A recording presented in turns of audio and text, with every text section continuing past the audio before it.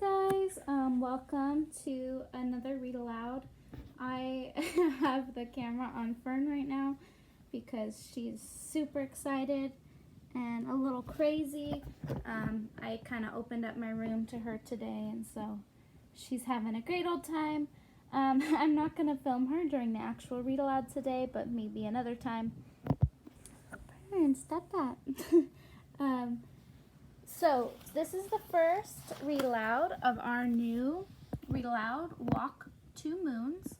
I'm really excited. I read this when I was in 6th grade, but I haven't read it since. And so I'm excited to kind of re-experience it. It won a John Newbery Medal Award, so that's really awesome. It's got this quote on the cover that says, "Don't judge a man until you walked 2 moons in his moccasins." So I'd really like you guys to reflect on what you think that quote means. Don't judge a man until you've walked 2 moons in his moccasins. Okay, I'm going to go ahead and put the camera down, and I'm going to go ahead and start reading.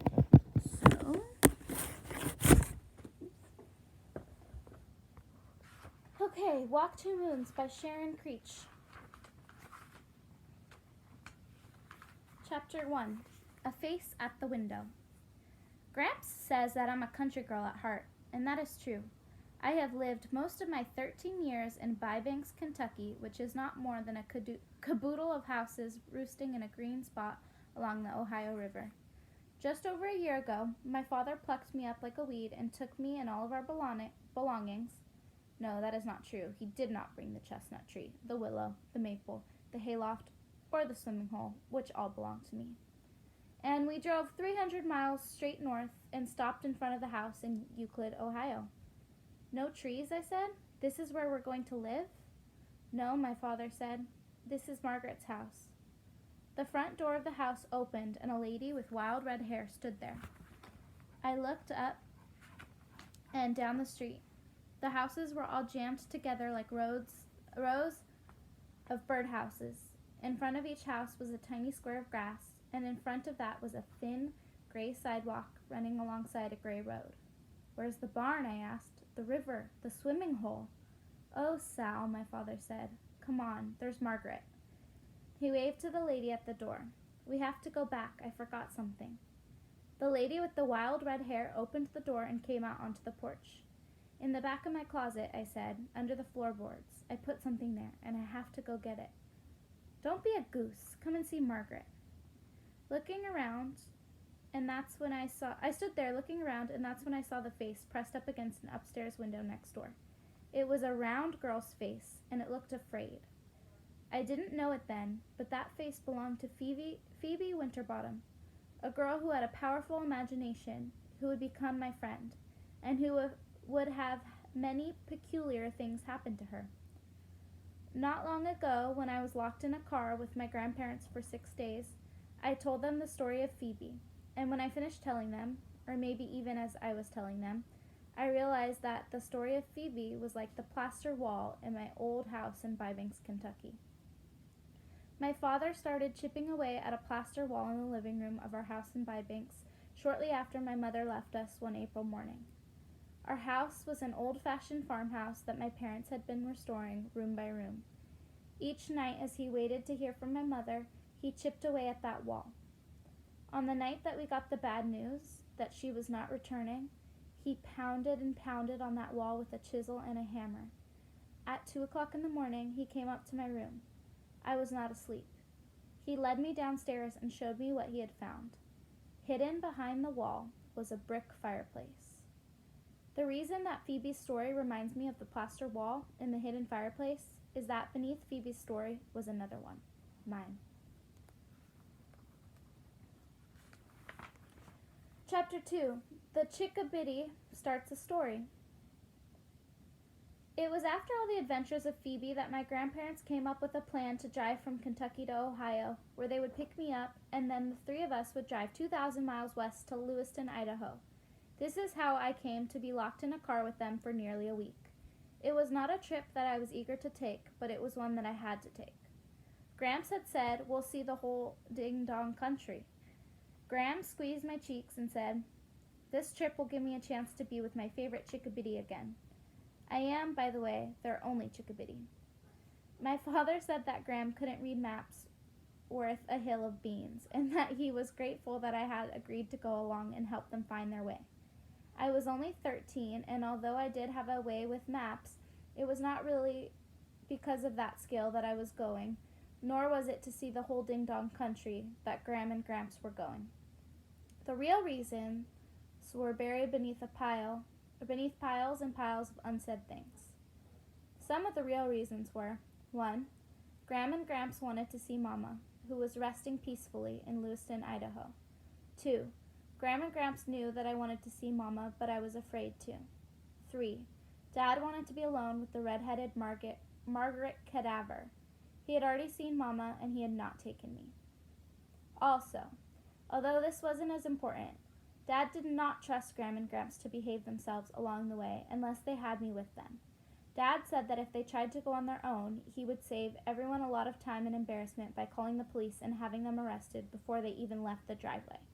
It might sound a bit extreme for a man to call the police on his tottery old parents, but when my grandparents got in the car, trouble just naturally followed them, like a filly trailing behind a mare. My grandparents' Hiddle were my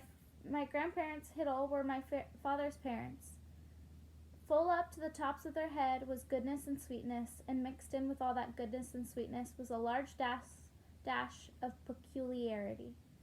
This combination made them interesting to know, but you could never predict what they would do or say. Once it was settled that the three of us would go, the journey took on an alarming, expanding need to hurry that was like a walloping great thundercloud assembling around me. During the week before we left, the sound of the wind was hurry, hurry, hurry, and the night even, the silent darkness whispered, rush, rush, rush.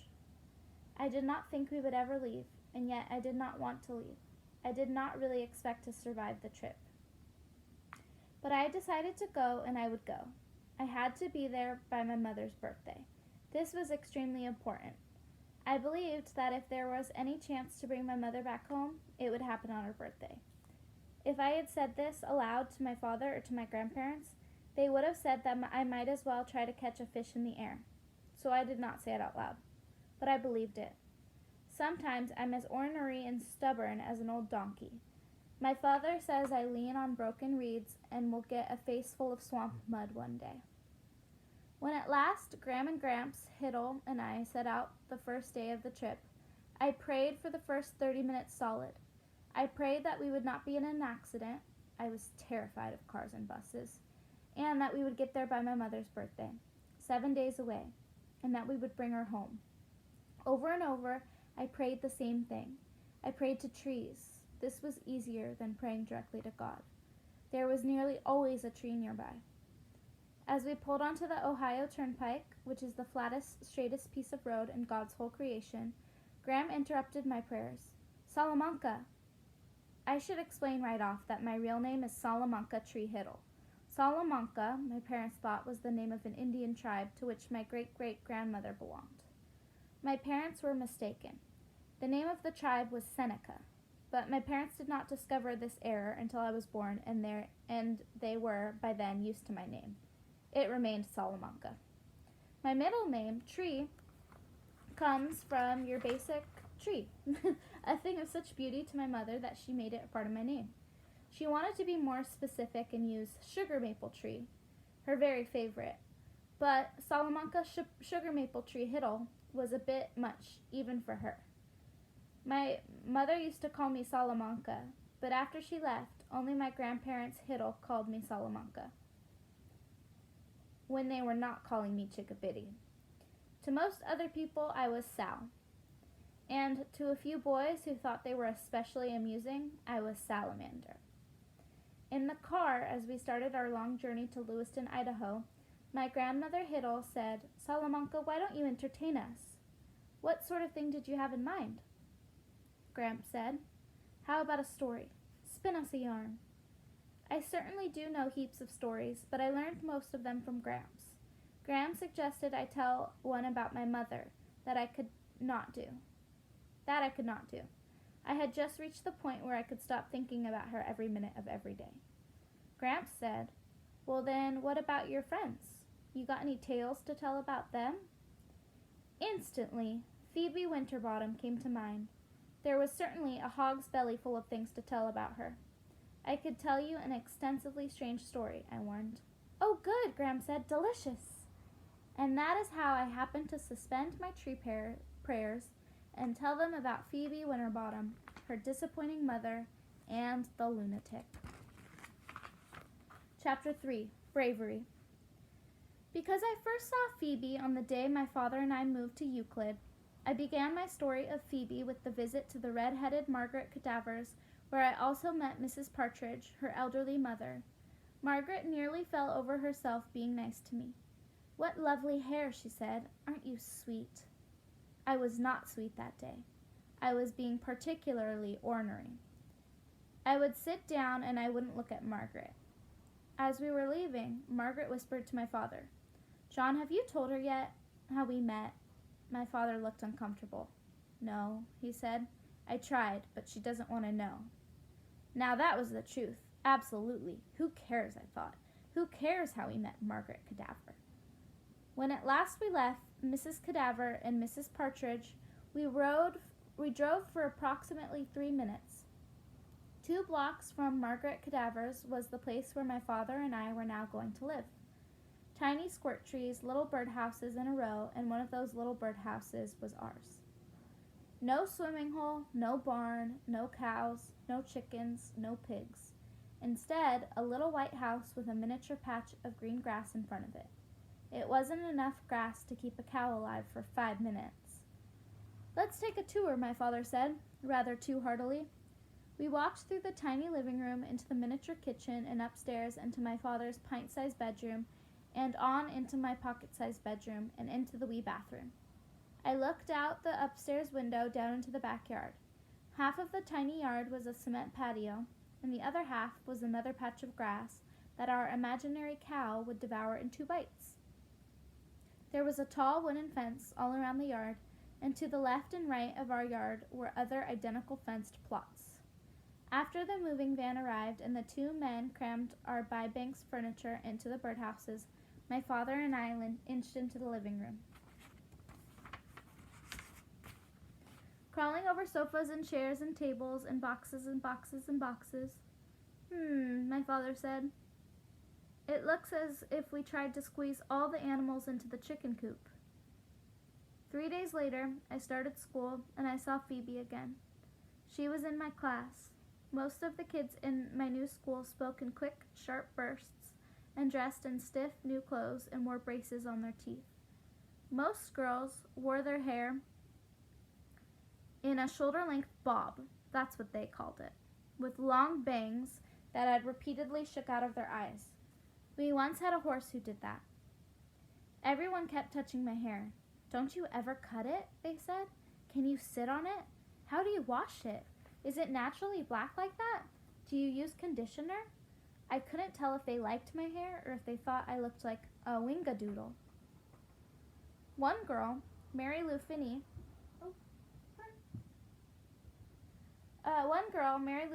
said that the most peculiar thing, like out of the blue, she would say, omnipotent, or beef brain. I couldn't make any sense of it. Who does that remind you guys of in the last book we read? There was Megan and Christy, who jumped up and down like parched peas, Moody Beth Ann, and pink-cheeked Alex. There was Ben, who drew cartoons all day long, and a peculiar English teacher named Mr. Berkway. And then there was Phoebe Winterbottom. Ben called her Freebie Icebottom, and drew a picture of a bumblebee with an ice cube on its bottom. Phoebe tore it up. Phoebe was a quiet girl who stayed mostly by herself. She had a pleasant round face and a huge, enormous sky blue eyes. Around this pleasant round face, her hair, as yellow as crow's foot, curled in short ringlets. You are going to be in big trouble, young lady. Sorry. During that first week, when my father and I were at Margaret's, we ate dinner there 3 times a week. I saw Phoebe's face twice more at her window. Once I waved at her, but she didn't seem to notice, and at school she never mentioned that she had seen me. Then one day at lunch, she slid into the seat next to me and said, "Sal, you're so courageous. You're ever so brave." To tell you the truth, I was surprised. You could have knocked me over with a chicken feather. "Me? I'm not brave," I said. "You are. You're brave." I was not. I, Salamanca Tree Hiddle, was afraid of a lot of things. For example, I was terrified of car accidents, death, cancer, brain tumors, nuclear war, pregnant women, loud noises, strict teachers, elevators, and scads of other things. But I was not afraid of spiders, snakes, and wasps. Phoebe and nearly everyone else in my new class did not have much fondness for these creatures.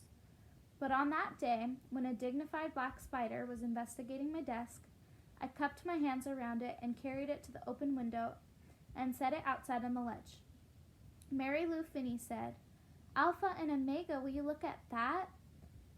Beth Ann was as white as milk. All around the room, people were acting as if I single-handedly taken on a fire-breathing dragon. What I have since realized is that if people expect you to be brave, sometimes you pretend that you are, even when you're frightened down to your very bones. But this was later, during the whole thing with Phoebe's lunatic, that I realized this. At this point in my story, Graham interrupted me to say, "Why, Salamanca, of course you're brave. All of the Hiddles are brave. It's a family trait. Look at your daddy, your mama." "Mama's not a real Hiddle," I said. "She practically is," Graham said. "You can't be married to a Hiddle that long and not become a Hiddle." That is not what my mom used to say. She would tell my father, "You Hiddles are a mystery to me. I'll never be a true Hiddle." She did not say this proudly.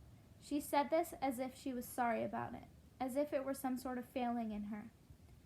My mother's parents, my other set of grandparents, are Pickfords, and they are as unlike my grandparents' Hiddle as a donkey is unlike a pickle. Grandma and Grandfather Pickford stand straight up, as if sturdy steel poles ran down their backs. They wore starched iron clothing, and when they are shocked or surprised, which is often, they say, "Really? Is that so?" And their eyes open wide and their mouths turn down at the corners. Once I asked my mother why Grandmother and Grandfather Pickford never laughed. My mother said, "They're just so busy being respectable. It takes a lot of concentration to be respectable." And then my mother laughed and laughed in a gentle way, and you could tell her own spine was not made of steel because she bent in half, laughing and laughing. My mother said that Grandfather Pickford's one act of defiance in her whole life as a Pickford was in naming her. Grandfather Pickford, whose own name is Gayfeather, named my mother Chanahassan. It's an Indian name meaning tree sweet juice, or in other words, maple sugar. Only Grandmother Pickford ever called my mom by her Indian name, though. Everyone else called my mother Sugar. Most of the time, my mother seemed nothing like her parents at all, and it was hard for me to imagine that she had come from them. But occasionally, in small, unexpected moments, the corners of my mother's mouth would turn down and she'd say, "Really, is that so?" and sound exactly like a Pickford. Alright guys, I'm going to stop there. That was the first 3 chapters of the book. As you can tell, there's a lot of country kind of slang and language in there, so that can be kind of confusing at sometimes. I'll try and clarify, but if you're confused, you can always go back and listen to the phrase again and kind of try and figure out what it means for yourself. Alrighty, have a great day.